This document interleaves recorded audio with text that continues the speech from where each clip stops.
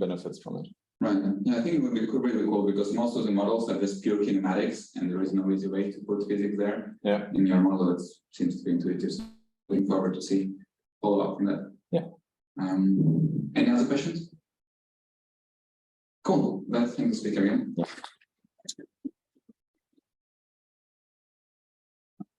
Next, we are going to have Jonathan presenting the UEA entry. Go ahead. All right. Hi, and welcome to the UEA Digital Humans entry to the GENEA Challenge 2023. So I'd like to introduce myself. I'm Jonathan Windle, a PhD student from the University of East Anglia.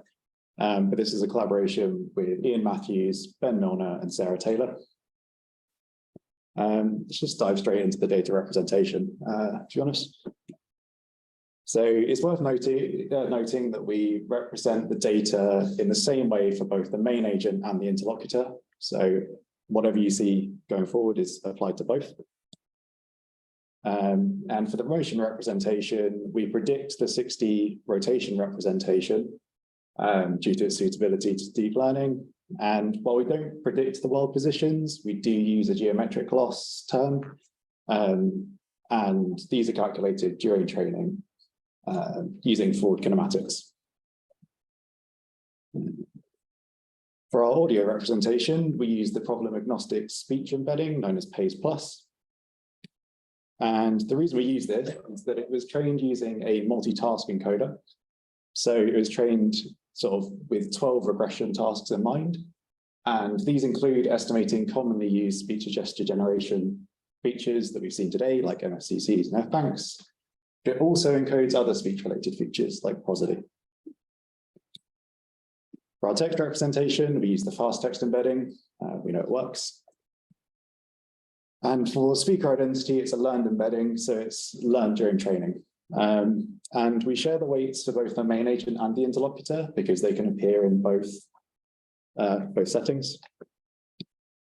And we predict in a windowed, a sliding window technique. So during training and inference, in this case, we predict 3 seconds of motion.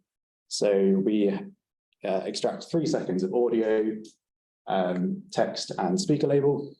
It's gone. Okay, it's back. Okay, cool.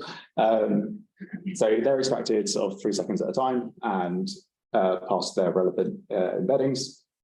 And the red boxes indicate that the weights are frozen, so they're not updated during training, whereas the speaker embedding is learnt. These are just concatenated, passed through a linear layer, and we get our feature vector X. So let's look at our model architecture. So first of all, our model is based on the transformer XL architecture. And this differs from a traditional transformer in 2 key ways.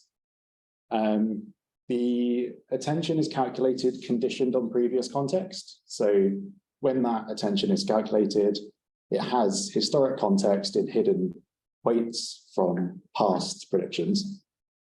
And also the positional encoding uses a learned relative embedding. So this allows the context, history, and present context to vary in length. So we're not constrained to the same length sequence each time. The Transformer XL by default uses self-attention, but we've adapted it to also include cross-attention. And this is where we include the interlocutor information. As I say, we predict using a sliding window technique, but because of the previous hidden context knowledge, it doesn't require any overlapping or boundary smoothing. Here's a look at our self-attention block. So this feature vector X at the top is just the main agent information. There is absolutely no interlocutor information at this point. And we extract the query key and value vectors from this main agent information, and we condition it based on this M previous hidden context. These values are then passed to the attention block along with the relative encoding network encodings. And then this is repeated a number of times before then being passed into our cross-attention block. So this is very similar to the previous block. However, the key difference is these query key and value vectors. So you can see the query vector is extracted from the previous self-attention blocks, whereas the key and value vectors are extracted using this feature vector, which is the interlocutor information. This is again repeated a number of times before being passed to a linear layer, which essentially projects the output into our 6D rotation vector for our poses. This is obviously in the paper as well, so I'm not going to dwell on it too much, but just kind of just to see how it all connects together. When it comes to training, this is our simplified loss function. So we use a geometric loss in our training, which includes a position loss, a velocity loss, an acceleration loss, a rotation loss, and a kinetic energy loss. So there's a lot of derivative information there as well. These are all MSE losses as well, so all MSE values there.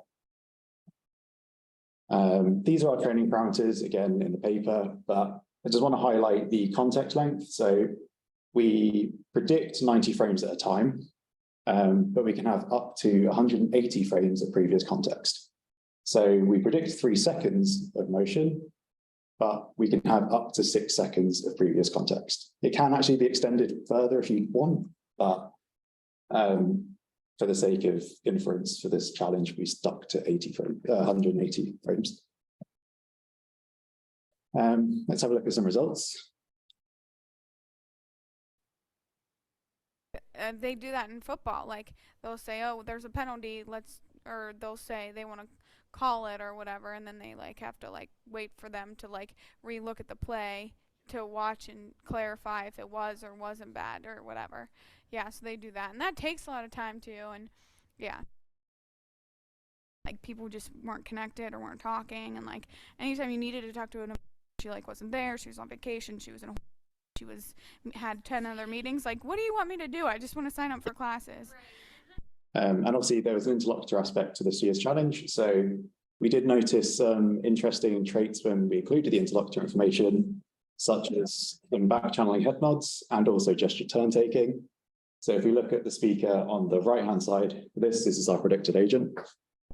Very quick time, we just finished this wedding ceremony. So it's pretty boring. But in our case, actually, we did this ceremony and that place is pretty kind of better than other kind of typical. That is nice. Good. What is the weather like? Here, or is it warmer or colder? It's pretty. Yeah. So how do we do in the user study results? So we ranked 4th, including the natural motion in human likeness, and significantly better than 9 other systems. Only the natural motion and 2 others actually performed significantly better than us. When it comes to appropriateness of the gesture to the speech, we actually ranked 3rd this time, and we can see that in the bar chart, there are very few cases of a clear preference to the mismatched section. And again, if we look at the significant differences, we were significantly better than 9 others, again, and only 2 systems were significantly better than us. We fall down the rankings when it comes to appropriateness to the interlocutor, which was interesting. But if we look at the bar chart, we can see there's a lot of indecision. So a lot of people had just no preference either way. And we think that might be due to the interlocutor having a very subtle influence to our prediction. So it did make a slight difference, but they were kind of the back channeling head nods and things like that. So easy to miss. And again, if we look at the significant differences, there wasn't really much significant difference apart from the 4 that were significantly better than us. So just one quick observation is that we noticed that we were doing particularly well on the appropriateness of speech. So we think that could be due to the beat gestures being quite good in our model. So we use the beat alignment score to detect audio beat and motion beat onsets.